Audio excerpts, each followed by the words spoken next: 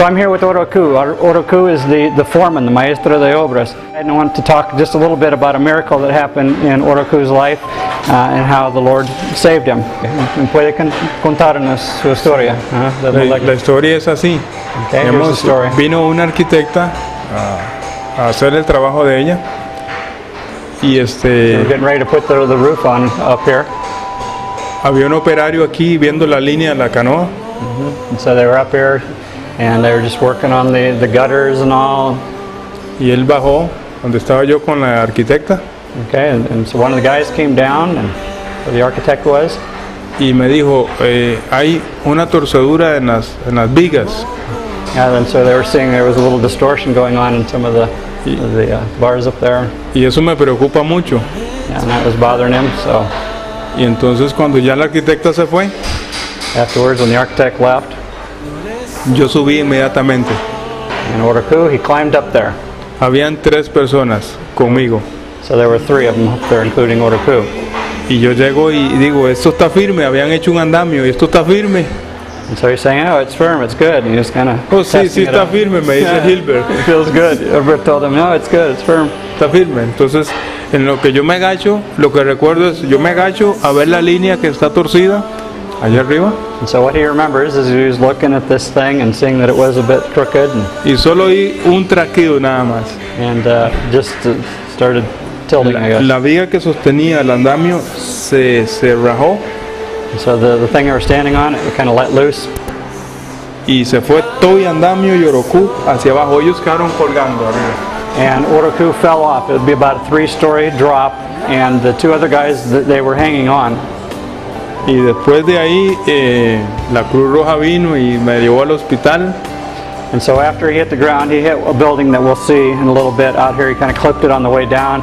And the Cruz Roja, the Red Cross, came and they took him to the hospital. Y yo estoy en el hospital, soy inconsciente. A las horas despierto. He was there in the hospital and he was unconscious, but after a few hours he woke up. Recuerdo que estaba en una cama así, And the bed was like this. con la mirada hacia el cielo. And he was just looking up at the heavens. Y miro el cielo raso And he de saw the estereofón. ceiling. Cielo raso de estereofón. Y digo, algo me pasó.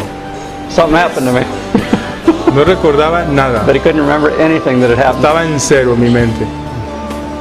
En ese momento llega Steve Thomas And so missionary here, Steve Thomas, he showed up there in the hospital right then. y lo veo así y me dice, y le digo, Steve, dígame qué me pasó, yo estaba preocupado, And so he says, Steve, what happened to me? I'm worried. no me podía mover. I can't move. Y me dice, me toca el hombro así de lado y me dice, Oroque, todo va a salir bien. Ah, sí, yo estoy muerto. Esto es un sueño, yo estoy muerto. So Steve touched him on the shoulder and said, hey, everything's going to be all right. And he thought, oh, I'm dead. Más luego llega mi esposa y le digo, te quiero mucho, pero dime qué me pasó. And later on his wife showed up and told her, I love you, but what happened? Y me dice, todo está bien. And again, told him everything's fine. Y no me dicen nada. And nobody would tell him anything. Ah, digo, sí, estoy muerto. Estoy viendo visiones, seguro después de muerto. And he said, no, I'm dead. I'm just seeing a vision before I die. No sé dónde estoy, no sé qué me pasó, nadie me quiere decir nada. Esto es que estoy muerto. No one will tell me anything. I'm dead. Y yo preocupado, digo, y lo preocupado que no me podía mover. I was worried because I couldn't move. 4 días después, estoy en la casa con una silla de ruedas. So he was sitting there, and 4 days later in the house with a wheelchair, Y el dolor era muy fuerte. and he had a lot of pain. Empecé a caminar He started lentamente to walk slowly, y deseaba que nadie me saludara. and he didn't want anybody to come and ¿Cómo está, Oroque? No, que no me dijeran eso. didn't want people Porque coming el and asking, dolor "How era are you?" tan fuerte que al yo pronunciar la voz volvía muy fuerte el He dolor. didn't want anybody to be asking him anything because it just hurt so much to even respond to them. Pero les decía esta palabra, 100% bien, He said 100% fine. He stands right bien.